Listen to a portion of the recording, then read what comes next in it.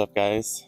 I'm going to Yokohama right now for the flagship EX that the Wave 2 national qualifiers is happening at, and we got some friends there too, so gonna go meet up with them. It starts in a couple hours. I'm taking Bonney, feeling pretty good. A little nervous, always get a little excited before these kind of bigger tournaments, and yeah, just gonna try my best, so I'll keep you guys updated. Peace. Alright guys, I'm here at the venue. We're in beautiful Yokohama. As you can see, the big Ferris wheel in the background.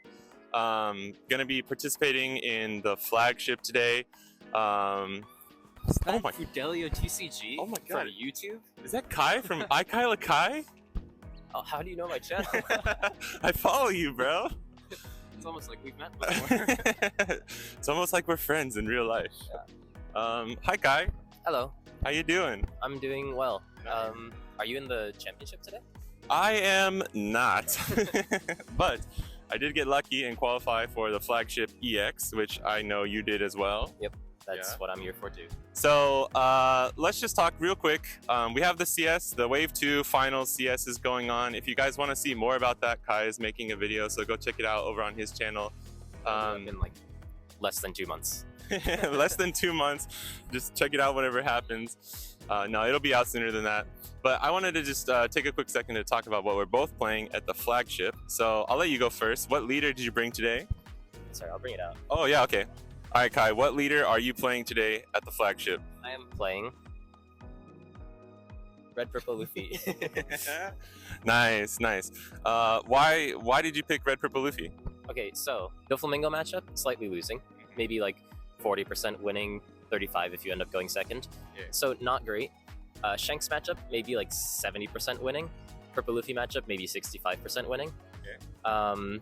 And my idea is that flagship battles, compared to something like the championship level thing, people are here to win, obviously, but it's only 5 rounds. Championships, you have to win 9 rounds. Yeah. And then so because you need to win 9 rounds, you need to bring a good deck if you're actually going to win all the way through. Whereas for flagships, you can play a stupid deck and then just get really lucky 5 rounds in a row. So I've brought a stupid deck that's going to get really lucky 5. No, I'm just kidding. But, but the idea is that there's going to be less people bringing Doflamingo, because although people obviously are trying to win, they're thinking like, oh, if I bring Doflamingo, people are going to bring this deck to counter Doflamingo. So like the stocks of the best deck become lower because everyone's trying to target other decks. So then what people end up bringing, in my opinion, is probably Purple Luffy, Shanks, and then Usopp, I think. And I think that this deck has a pretty good matchup into all of them. I will say, Usopp I haven't tested that much, but Shanks beats Usopp, and this is like big Shanks. The Shanks killer. This is just Shanks but faster, so theoretically it should beat Usopp. And then the Yellow Kid, I'm just hoping I don't hit that. Yeah. I could see that. That's good reasoning. I think that's a thing that a lot of people kind of don't take into account with flagships and stuff as well. It's just like, it's only 4 to 5 rounds, you know, so all you got to do is try and win like 4 of those. Really, just don't lose your first match. Win 4, you're gonna get the pudding, right? And try and get the law if you can get the 5 wins in a row. That's cool. I think Red Purple Luffy is cool. I think you've been doing some really cool stuff with him recently. For myself, I'm bringing green Bonney. For all you Bonney stands out there, I had to bring her. I thought about bringing Yamato, but I was testing Yamato again recently, and I just can't find a build that I feel like safe with. It's definitely much better than OP9. I'm able to win a lot of matchups, and the Dofi matchup, if you run the Supernova Fortress build, is honestly not even that bad for Yamato, maybe just slightly losing. But Yellow Kid is rough, Shanks can still be rough. It really depends on your own build, and there's just too many matchups that I didn't have enough time to really practice, and I have the most reps with Bonney right now. So I brought Bonney. I won my locals the other day with her, so I just like, I'm gonna take that momentum and take it to the flagship. And just hope I can win at least 4. Like the goal today is just to get a pudding, and if I'm lucky, try and win all 5 and get a nice law winner card. The pudding's nice. The pudding's definitely nice. Yeah, so I'll be happy with anything, but like, you know, we're just here, also here to chill, get to see some friends, see how the CS goes, and I'm really excited. Do you, just last thing, do you have a prediction who might win the CS? Vegapunk. Vegapunk. All right, guys, you heard it here. You heard it here first from Kai. Vegapunk is taking down the Wave 2 Finals CS. I would love. I'll join you. I want Bonney or Vegapunk to win. I'll join you with that. Okay. But thanks for chilling, Kai. We'll see you guys around. Bye. All right. So I played 4 matches. I know it's 5 rounds, but if you know you're not gonna have a shot at getting the pudding, you can drop out whenever you want. So my matchups throughout the day were red green smoker, yellow kid, Usopp, and then Hancock. And we'll get into which ones I won and which ones I lost. So the first match was red green smoker, and this was a really close game. Basically just came down to, we both got ACOS kids on the field. It was really close. He played 2 Hodies too, and I was in danger because he was getting rid of some of my characters on board, which was not good. But luckily I saved my Hodie. I had 1 Hodie. I saved it for the end, and he didn't leave up, because he would have had to leave up like 4 Dawn instead of just 2. So I was able to rest his Dawn and a blocker he had, and then get rid of his kid and just have enough to barely go for lethal. And I squeaked that one out. The guy was really nice. Yeah, I squeaked out that win. So my first round is a win. I'm feeling good. I'm feeling happy. Second round was, and I think the red green smoker is about a 50-50 matchup, so that's fair. Yellow kid was next, and I had been practicing literally the day before with some friends for this matchup, and we just found that like ACOS kid is just so strong against this matchup, more than you might think. Even when they have like multiple 9k bodies on the field, it's hard for them to get over kid if you have blockers. And the thing here is this, he won the dice roll and stole second, which you want to take second away from kid. His curve is just better on the even curve, and this kid had a really good curve. He searched, played Hawkins on curve, banished my life, played 6-cost Robin, which most people don't banish the life with Hawkins right away. This Giga Chad just did. Then played 6-cost Robin on curve. Then played 2 7-cost Laws in a row, and when I played out my ACOS kid that I had, he had an ACOS Katakuri, which like no one runs that in ACOS kid. It is like a spicy little tech that like some people do use, but most people don't run it, and I wasn't expecting it. It was actually a good call for a flagship like this, where you just have no idea what you're going to run into. But he only runs 2, and he managed to draw it. He got 3 Hawkins out of life, where 1 of them he planted and 2 of them were just naturally there. So that really hurt me. And then with his Robin, he banished a Hodie out of my life, and I needed that Hodie. So basically it ends up like a crazy board where he has two Laws, a 8-cost Katakuri, and a 10-cost Ace, and I'm just like somehow surviving. I did a crazy top deck. I had 0 cards in hand because I had to defend my kid, otherwise my whole board would have been gone. I lose kid, and I top deck a 10-cost Dofi. It was insane. It was pretty crazy. I was like, oh my god, that's insane. But I was like, I think I'm still gonna lose. So I play this 10-cost Dofi. It buys me another turn, but the next turn I have to just go for lethal. Basically what happened is he needed 1k counter out of his last life, and he got it, and I lost. So that was unfortunate. If I had the Hodie, it would have just been GG's, because he had the 7-cost Law as his blocker.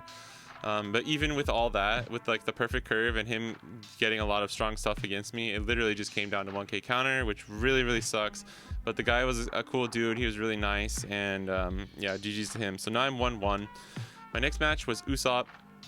Usopp, a lot of people say it's like unfavored for Bonney. I don't agree. I completely disagree. I think it's about 50-50, and if you see Hodie, like, can just be slightly favored for Bonney, to be honest. Especially if they're not playing Moria, which not every Usopp plays Moria right now. And in all of my locals and the one flagship where I've hidden Usopp before, I've won all those matches. So I'm feeling pretty confident about this matchup. And we go in. It's a pretty good game. I play Cavendish on curve. I steal first from him. I win the dice roll. I steal first because I don't want him to get his 7-cost Rebecca off on curve. I play Cavendish. He red rocks my Cavendish on 6. I'm like, okay, damn, that's pretty crazy. But it actually ended up kind of being the right call. We both start playing big boys, big boss monsters. He plays Kyros, Moria, and gets Leo off of Moria plus a blocker. So he's establishing blockers and drawing 2 cards with both of those Morias, and I'm just like, dude, like if he didn't have the second one, it would have been fine. But he gets 4 2k counters with that, and I'm just forced into this situation where either I play Kid and hope he doesn't have Red Rock, or I play Hodie and try and go for lethal where he has like 8 or 9 cards and 2 life left.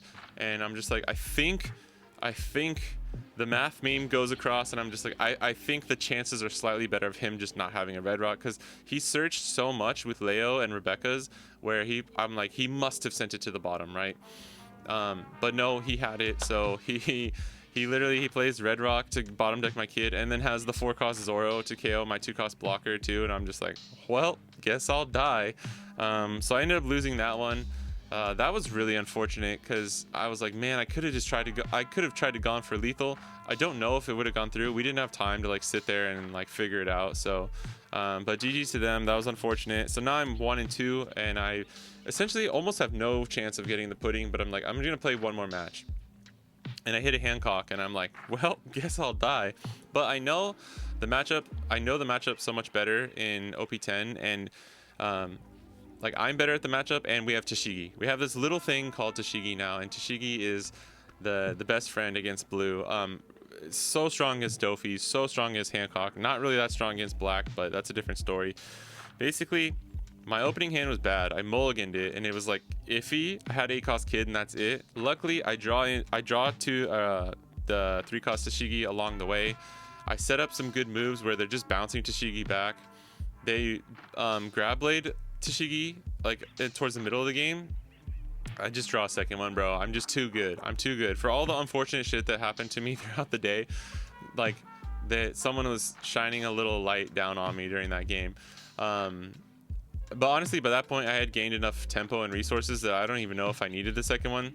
But I ended up getting an 8-cost kid with Tashigi on the board. They played 10-cost Kaido just to bounce my Tashigi, and it was hilarious. That was maybe the highlight of my entire day. So I end up clutching that one out, and I'm 2-2 at this point. But I look at the like standings, and I see that like even if my ranking was cut in half, like I still am outside the barrier of what I'd be able to get. So I'm like, okay, I'm just gonna call it a day there. Normally I would probably try and play out the 5th one for practice, but it had been a long day already, and I wanted to try and get home at a reasonable time. So I stopped it there, and that was it for the flagship. Went 2-2. So like really, if I had won the second one, I think I would have had just a really good shot of getting there. So, but you know, that's how it goes. The meta is so crazy right now that it's really hard to predict. I'm really proud of my list. I'm pretty proud of how I played too. I went back and tried to see any kind of like little small micro misplays or hard decision. Most of the things were like hard decisions where I either chose the wrong thing or I chose the right thing, and it was just unfortunate, kind of like the yellow kid game. So not much I can do there. So I'm pretty happy. I'm not as mad at myself because when I'm the one making the mistakes and I know I could have done better, it's a lot worse. But it is still really upsetting that I just couldn't do better because I know I'm a good enough player and I've been practicing a lot and I know my list was good. But you just got to keep going, you know, never give up and just keep going, keep trying. I'm not like the most competitive player in the world, but I do, you know, I do want to do well, and I want to do my best, and I want to rep the decks that I like. I really like Bonney. She's an awesome leader. So I'm going to try and learn from my mistakes from this time and take it to the next one. And hopefully one of my goals this year in 2025 is to just win a flagship. So hopefully we can get into them. It's really hard for us to get into them in Japan, which is one of the problems. I wouldn't feel as bad if it was like easier to get into them. It's extremely hard, and you can only apply for 1 month at a time. And if you don't get it into any, you're just like, well, guess I'll not play. So it kind of sucks. We can't just enter regionals willy-nilly over here in Japan either. You have to go through like the preliminary things. There's a lot to get into. So I'm not going to, but yeah, I had a ton of fun. That was it for the flagship. So I guess I'll just try and wrap it up and maybe talk about like after that and the CS a little bit, and then we'll just wrap this thing up. All right, so after the tournament was over, met up with some of my other friends. Kai didn't end up doing very well either, but my friend Yuta, who's a really awesome Nami player, went 4-1 and got a pudding. So congrats to Yuta, that was really cool. And then my other friends who were there just didn't end up doing very well. So it was it was one of those days. It was one of those days where the homies struck out, but it's okay. We grieve together, we learn together, we get better together. So basically after that, we checked out the CS a little bit. We were at the venue where it was happening. Obviously, like me and Kai like kept walking by you can see the players, like we were there. Like what you see on the stream, we were like looking at in real life, which is always such a cool feeling. I'm like, oh my god, I'm in Japan, I'm watching the CS right now. So that's really funny. We checked out the rest of the venue. I bought some Nami sleeves, which was cool. And then we headed home. And yeah, that's basically it, honestly. I don't think there's too much else to talk about. So this was really fun.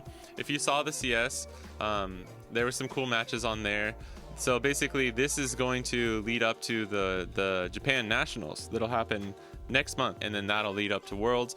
So we're getting into that season again where we're getting close to Worlds.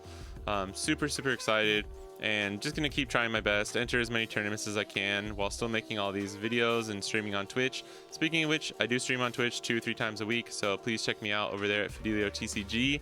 Let me know if you liked this type of video. I can make more if that's a thing that people want to see. And yeah, shout out to everyone that I saw at the tournament, and thank you guys for watching, and I'll catch you in the next one. Peace. All right guys, the flagship is over. I'm here with Kai. Hi. We didn't do too hot. We did okay, but I'll talk about it more obviously throughout the video and stuff.